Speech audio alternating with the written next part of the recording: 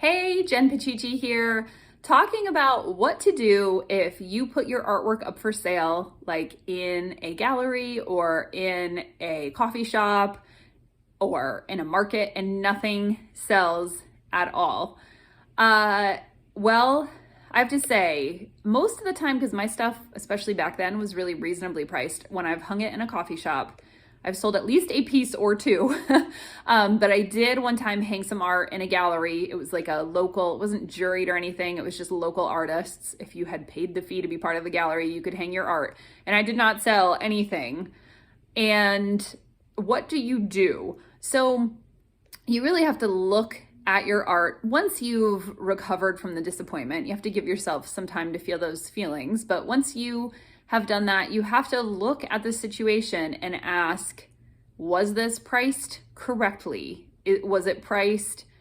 I don't think you should cheap out on your art, but was it priced for the average consumer who's going to be in a coffee shop or a marketplace or galleries are different for sure. Like sometimes people in galleries are looking to spend more money, whereas like I had this series of paintings. This was several years ago, probably like 6 years ago. I had these teeny tiny paintings and they were only $25. So those were an easy sell because $25, not a huge deal. People in a coffee shop might be like, oh yeah, I can pay that. But if I had had artwork up that was like $500, it's probably a lot harder to sell.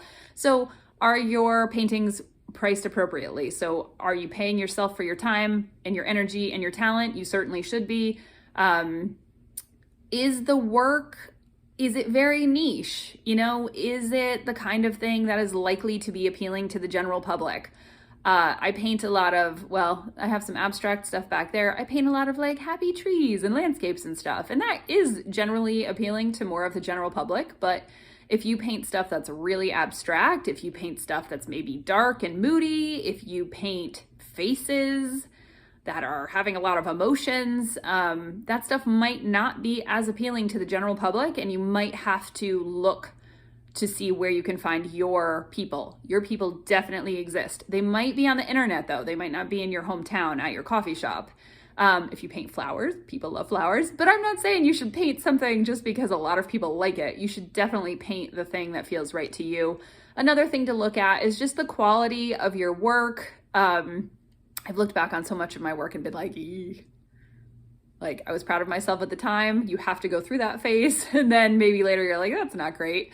And really, I would just say, just try again, answer those questions, figure out, if it's priced correctly, if you are trying to sell it to the right crowd, if it had enough time, was it easy to pay for? Like a lot of times with a coffee shop, they can just pay the people working at the coffee shop. But like if you have Venmo, which you're not technically supposed to use, or like a PayPal kind of situation, how easy was it for people to pay for it? That can be a difference.